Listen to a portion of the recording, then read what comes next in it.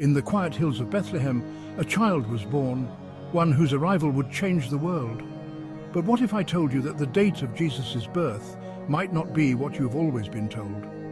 Today, let's dive into fascinating biblical and historical clues that reveal the true timing of Jesus' birth, when it likely happened, and why it connects to ancient Jewish traditions and prophetic fulfillment. Most of us are familiar with the traditional story of Christmas, the birth of Jesus on December 25th, celebrated as a time of joy and hope. But is this date biblically accurate? In this video, we'll explore powerful clues suggesting Jesus' birth likely occurred in the fall, around the Feast of Tabernacles, also known as Sukkot. Let's uncover this amazing evidence. First, let's go back to Luke chapter 1, where we meet Zechariah, a priest from the division of Abijah. Zechariah's story plays a pivotal role. He was serving in the temple when the angel Gabriel appeared, announcing the birth of John the Baptist. Zechariah's division, Abijah, served twice a year for 1-week periods, starting in early spring. The division of Abijah served during the 8th week, placing Zechariah's service around mid-May. After Zechariah questioned the angel, he was struck mute until John's birth, about 9 months. If Zechariah's encounter was in mid-May, John's birth would be around late February or early March.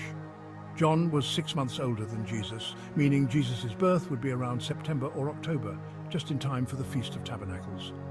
Now, let's dive deeper into the Feast of Tabernacles, Sukkot, one of Judaism's most significant festivals, celebrating God's presence with his people.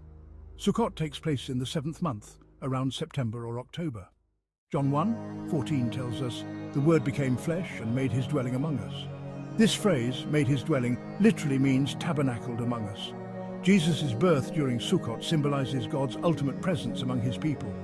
In Luke 2:8, we read that shepherds were in the fields near Bethlehem at night when the angel announced Jesus' birth.